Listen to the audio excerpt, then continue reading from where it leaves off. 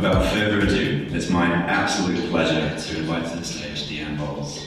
Deanne is the CEO of InSync Workplace Solutions, an official serious Lego play facilitator, and an expert in neuroscience and safety. I had the pleasure of sitting through a number of her workshops in the past. I'm a big fan, and I'm just over the moon to introduce you today. So Deanne, welcome. Thank you everyone for coming today. I think we'll all agree that it's a great turnout, and I think it's going to be a really awesome day as well. So I'm doing PowerPoint this morning. I don't know about you guys, but I'm not a fan of PowerPoint. No offense to the other presenters that are going to use PowerPoint, because obviously it has a purpose as well. But one of those things that I find, and it's a bit like Matt had his fast learning things there, I'm going to talk to you about neuroscience. And neuroscience is about how we can actually rewire our brains. And that's a really key thing in safety. I've only got 20 minutes, so I don't want to talk about this all day. So I'm going to do a bit of a speed session on it. I will be here all day, so if anyone has any questions throughout the day, feel free to come and have a chat as well. But just to give you a bit of, my background and why I got into neuroscience as well. I actually started my working life in the police. I was a police officer for 15 years. And during that time, obviously, went to a lot of workplace fatalities and serious injuries as well. And it was when I left the police, I actually then joined Safe Work, or it's now, or was back then, it was Work Cover New South Wales and the OHS regulator. And again, attended lots and lots of fatalities and serious injury incidents and prosecuted companies and had to knock on doors and tell people their loved ones weren't coming home and all those things. So I guess from that, I developed a passion for safety, and like most of you guys as well. So during my time, I guess I'm always one of those people. When I was in the police, I worked in the crash unit, and I used to go to accidents, and I was always thinking about what actually caused this, what else happened. So I went and trained to become a reconstructionist. And similar kind of thing when I went into safety. I started thinking about why do people do what they do, and why are we still having all these fatalities and serious incidents? Because, you know, you go into these companies and they had all of the policies and procedures and training and everything in place, but someone had still died or someone had still been seriously injured.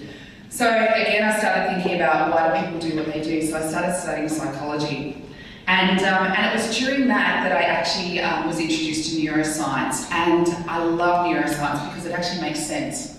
And so for me, I guess that has driven my passion over the years to start looking at safety differently. What are we actually doing to actually improve safety? And it's a really interesting thing, and I've had these conversations with team members, with clients over the years as well, about why do people do what they do, and how can we actually get people to change the way they do things, because we all perceive things differently as well. What neuroscience teaches us is that no two brains are the same. And if you think about it today, when you walked into the room, or when you walked into the building this morning, what are 3 things that you remember seeing? Sorry? Yeah, AWP. Coffee station. Coffee station, yeah, really important. The rafters. The rafters, yeah. The cauldrons. The cauldrons, yeah. They were pretty cool. Anyone else? Sorry? Yeah? Great. So we all walked into exactly the same room. We all come in exactly the same way, but we all remember things differently. And that's because we remember what's important to us because of the way our brains are actually hardwired. So Matt actually mentioned before about learn like a child, and it's really interesting because obviously as soon as we're born and we start to develop our brains, they start to hardwire based on the experiences that we have. So depending on where you grew up, what you did, your education, it could be religion, travel, all of those things actually starts to hardwire our brains. And that's what creates us, that's what makes us who we are. And that's why no two brains are the same. And they've actually done some testing, and it's really interesting, even identical twins, that they say, can feel things the same and do all of these things the same. When they do the fMRI scans, which they do in neuroscience, they actually are different in that regard too. They will remember different things, they will be hardwired differently, they'll have different things that will activate different parts of their brain. So it's really quite fascinating when we look at that. And it's really important, I guess, from a safety perspective for us to understand that all the people we deal with all have a different perception of risk, and because of the way that they're hardwired, their brains are hardwired. So I think about it when I was a kid. I actually grew up on a farm, and I actually said to my parents a couple of months ago, going, I can't believe you let us do the things that we did. I mean, I look at it now and just think, how do people die? I have no idea. We used to quite often, I remember once we built a 3-story hut, and they wouldn't let us use a hammer and nails or any power tools. So we built it using baling twine. And then we decided to camp in it on the 3rd floor, 10 kids, and it collapsed through the night. So obviously none of us become architects, so that was probably a good thing. But the things that we did, and that's what we did because, you know, that's what you did in the farm, you made your own fun. We did things like that. I used to ride horses and motorbikes. I never used to open the gate, I used to jump the horse over the gate. I don't know how many times the other horse would stop and I'd go over the gate, but that was part of it. So my perception of risk back then was probably zero. Like nothing scared me, nothing sort of fazed me. But as I got older, obviously that changed. But it's really interesting because my sister, who grew up in exactly the same environment, she's completely different.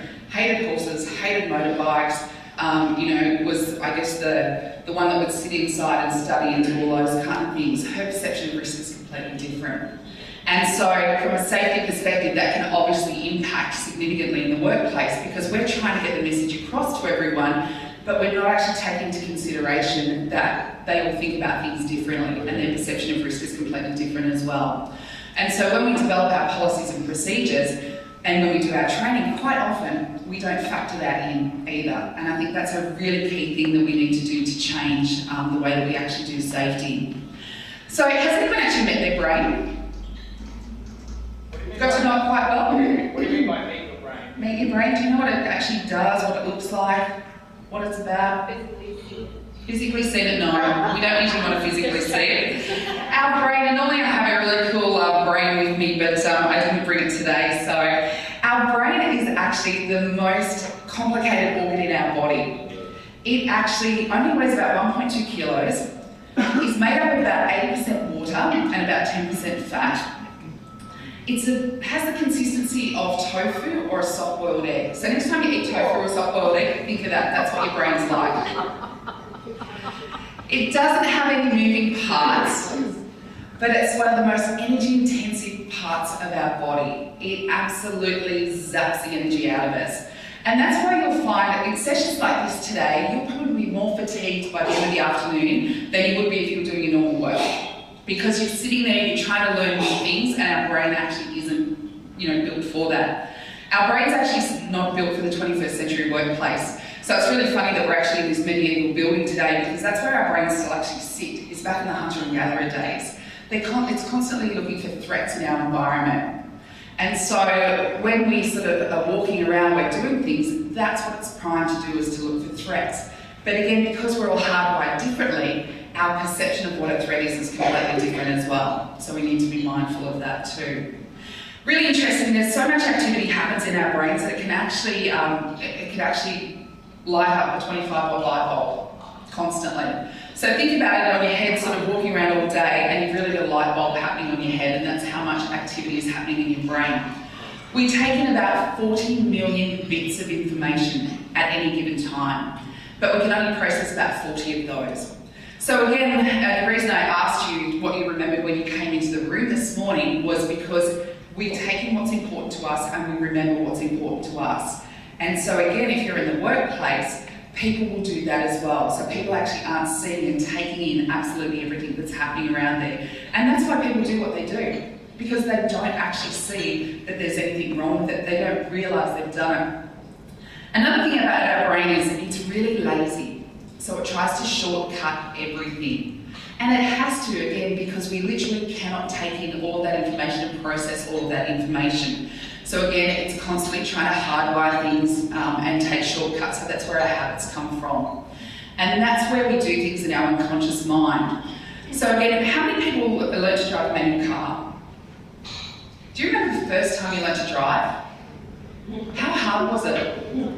Like you were concentrating, it was like, okay, now I've got to get my foot off the clutch, on the accelerator, and then you sort of really have to concentrate, you get it going if you didn't bunny hop it, and then you'll go, that was really cool, and then you had to change gears. And so then it all started again, that anxiety started again because you had to think about it. Once you learn though, how often do you think about it now if you drive a manual car? You don't. You just hop in and just do it. And again, it's because we've created those habits, we've hardwired our brains so we don't actually have to think about what we do each day. And we have to do that, otherwise we literally, imagine if you had to think about everything you did all day, we would be physically exhausted and we just wouldn't be able to do it. It's really interesting though, because I'd always driven a manual car, and a couple of years ago I bought an automatic car. And not only was it automatic, it's actually got the column shift on it. So it's a European car, and it was like I was driving my manual car all over, learning to drive my manual car all over again. I suddenly had to, and it was nerve-wracking, like I'd drive and I'd be like, oh my God, I've got to think about what I'm doing. I can't talk on the phone like I normally do, which I know is probably not great. I do use hands-free. But it's like I had to concentrate again about everything I did, because suddenly I'd go to change gears, or I'd go to put the blinkers on, and I'd end up, on the freeway, putting it into neutral and all these kind of things, and it was just exhausting. Now I'm used to it again. Hopped in my mum's car a few weeks ago. That's a manual and has no technology. So no reversing cameras, no things like that. And I was literally exhausted just driving to the shop and back because I had to concentrate so much. So again, we're constantly, hardwiring our brains to create habits so we can make life easier for us. In the workplace, that's a significant issue because again, obviously, people create habits and don't even realise they're doing things until someone actually says something to them. So we can have all the policies and procedures under the sun, but that's not going to stop people doing what they do, because a lot of times they don't actually realise that they're doing it, because again, it's the way that their brain's hardwired. So it's a really interesting thing, and I think safety is in a really interesting space at the moment, and certainly from a neuroscience perspective, I think it's got great value in what we do and how we can apply things. Even simple things like when you're writing, obviously, we have to have policies and procedures, we have to have training and all of those things, but we need to start thinking about doing them in a brain-friendly way as well. What does that mean? I guess from a policy and procedure point of view, how many people, even as safety professionals, read all the policies and procedures? No? A lot of times we write them, don't we? We don't even read them ourselves. So can you imagine trying to get the workforce to actually read them? And quite often they're quite lengthy. I actually spent half my life going into organisations and stripping back on policies and procedures and putting things into more practical ways of doing things. Because for me, I think you get more value out of having a conversation with someone than you do out of actually getting them to read a policy or a procedure or training them. So if you've got to have policies and procedures, so think about it in a brain-friendly way. You don't need lots of words, because again, our brains can't take that information in and can't process it all at once and can't retain it. We will only remember what's important to us. So we need to kind of make them personal. We need to make them relevant to people. So again, it's no point having a policy or procedure that's not relevant to the work that the people do as well. Pictures are great. Our brains love pictures. So if you can put pictures in, put pictures in. Our brain loves colour as well. So again, put some colour in. I don't know what it is, but it's really funny. So many organisations just have those traditional policies and procedures that are just Word documents that are the most, even when you look at them, they are so boring that you don't even want to turn the first page. So again, we need things that actually stimulate our brain to actually get them to think about things. These days with technology, it's great because I've seen a lot of organisations start to do things on apps as well, on phones, because most people will have a phone or a tablet or something like that. So they'll do video procedures instead of actually written ones. Also use lots of, I don't know if anyone here's used information mapping techniques before. It's a really old, well, not really old, it's probably about 10, 15 years old, the methodology. But again, it supports the neuroscience way of thinking about things. It looks at actually writing policies and procedures like a newspaper. So you'll have a headline and then you'll have the information and lots of white space. So again, it makes it easy for our brains to actually see what we want to see, and we can go straight to that and get that information in as well. Training is another thing. How many people sit in training sessions or run training sessions that go for like 8 hours? A full day training in the classroom. Yeah? How much of it do you remember when you walk out? If you're the participant. Where the car is. Sorry? Where the car is. Where the car is, yeah. How good the food was. How good the food was, yeah. Because that's important to us, how good the food is. We still do training where we'll sit people in a classroom and sit them there for 7 or 8 hours and expect them to suddenly be trained. We'll go, yep, awesome, they're trained, they're competent, fantastic. Most people will not remember it when they walk out of that room. You know, again, with what our brain can actually take in and what we actually retain is minimal. So out of that whole 8 hours, people might remember about 10, 20 minutes of things. They'll remember the fun things, they'll remember the food, they'll remember those things that are important to them, they'll forget all the content.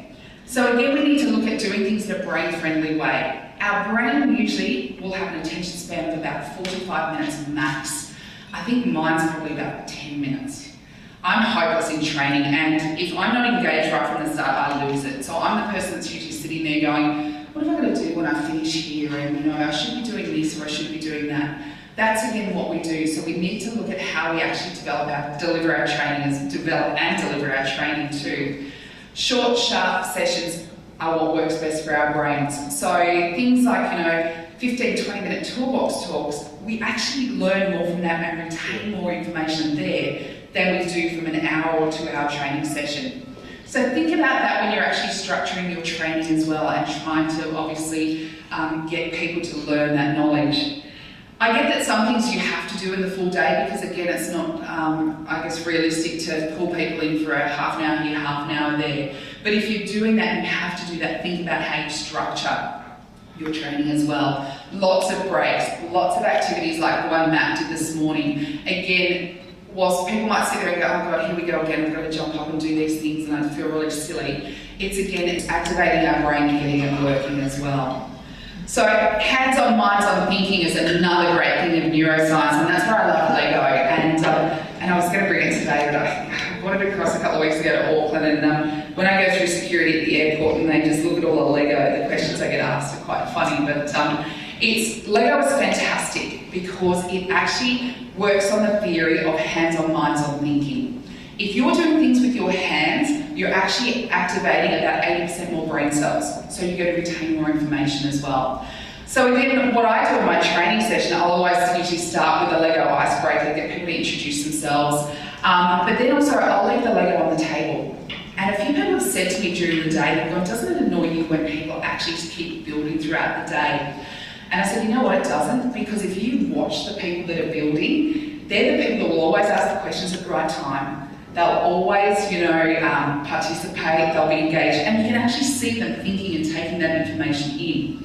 Whereas the people that aren't building are usually sitting there just going, if you ask them a question, there's something, you know, that look of terror on their face going, shit, I wasn't listening. So, again, it's about, you know, doing those sort of things. It doesn't have to be Lego on the table, it can be like those little toys or whatever it is. Give people something to use their hands with, because again, if they're using their hands, they're opening up more brain cells and they're going to retain more information. So that's another tip as well.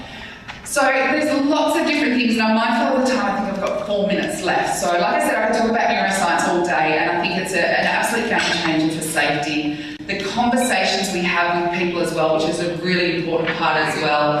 How many times do we see people having conversations with people about safety? It's always negative things. So again, if you think about how our brain works, we go straight into that threat mode. People think they're in trouble for something, they'll sort of go into the defensive mode. So thinking about how we have those conversations to build trust with people as well is really key too. So there's a whole piece there. So like I said, I'm around all day. If you do have any questions, I'm happy to chat. If you've got any sort of ideas you want to run by me or whatever, I will be here, so feel free to come and have a chat. But has anyone got any questions before I finish up? Yeah? You mentioned structuring training for people.